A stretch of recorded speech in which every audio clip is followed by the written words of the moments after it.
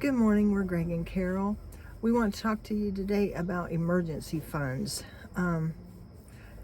Nobody wants to use it and nobody wants to think about it, but it's really something that you need to have. And it's a rule of thumb is to have 6 months supply of your expenses tucked away in a secure place, preferably a bank, but I know some people don't like banks, but if you've got a secure place that you can put it and not touch it, just if it's in a bank, it's a little bit harder to get to. Now, while you're trying to build up an emergency fund, don't think you have to start out and some people think, I don't have 6 months of money for that. Well, put aside what you can, and while you're doing that, like if you have a 1 month supply, that'll get you started. While you're doing that, do that spreadsheet and see exactly how much your expenses are, because it's easy to say, well, I spend this, this, and this, and I probably spend this much on this, this, and this. But you know what? If you do the spreadsheet and you put exactly down every receipt, you'll know for sure how much your expenses are. And I mean, when they say you need a 6 month supply of your expenses, I'm not talking about the heavy hitters like your mortgage, your rent, your car payment, things like that. I'm talking about all your expenses. Every time you run through Starbucks or McDonald's or whatever, I'm talking about all of those. You give the kids a little bit of money there, all of it. So you want to try and build up to a 6 month supply. This way, when you go in to have your oil changed or whatever, and they say, well, you need new tires, oh, and your brakes are out, and you'll need rotors with that, you won't break into a cold sweat. Your heart will thump a little bit because it's going to be a bigger ticket than what you expected, but you'll have the money in there. And then as soon as you pay that off and have that service done, build that emergency fund back up. You want to take care of that right away. Good morning. Good morning. He's nice. So build up your emergency fund, and it is only for emergencies. It is not for, well, I'd like to go on a little vacation. That is not an emergency. Do I need to make a video over wants and needs? But you understand what an emergency is, I'm sure. Now, if some catastrophe happened to a family member out of town and you've got to go, that would count as an emergency. Or you're laid off of work. Oh, if you're laid off of work, that's definitely emergency.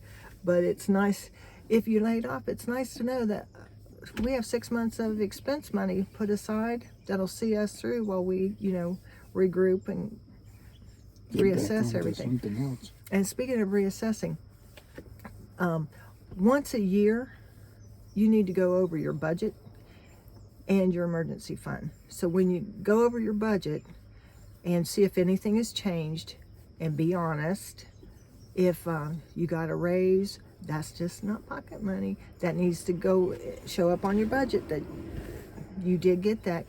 If your expenses change, you got something paid off, hallelujah, you got it paid off. You need to show that on there. And then that'll give you an idea of what your expenses are. Then you can go over to your emergency fund and adjust it accordingly. If you don't have enough in there, add to it. If you have too much in there, leave it alone. Now, I say that with a little asterisk, because if you have a 6 month supply of emergency fund, and let's say you've got enough in there for 4 years, you could probably take some of that out. And that doesn't mean you get to go have a wild party. That means you can put it in some kind of, on a bill, you can, but you shouldn't have a 4 year supply if you still have bills. You should be knocking those bills out just as fast as you can. Can you think of anything else? No, that would be it. But you do need that emergency fund because you still, no matter what happens, you still got a grocery bill, and you still have other payments, even though you're working on knocking all your other payments out. Well, groceries aren't an emergency, but No, but that's what I'm saying. You still need the emergency fund, because if something happens, you still have those bills that are coming due Yeah. or that are going to happen. Yeah. And groceries are an expense, and you need to have those in there. And don't be thinking, oh, well, we'll go light. You don't know when the emergency's going to hit. That'll knock out your emergency fund. And you might be coming into big holidays like Thanksgiving and Christmas where you spend a little bit more on your groceries. And it needs to be a healthy budget. Yeah, you don't want to be eating healthy bologna for emergency. Thanksgiving. I don't know that I want to be eating bologna, period, but some people enjoy it. My father-in-law loved it, fried. Yeah.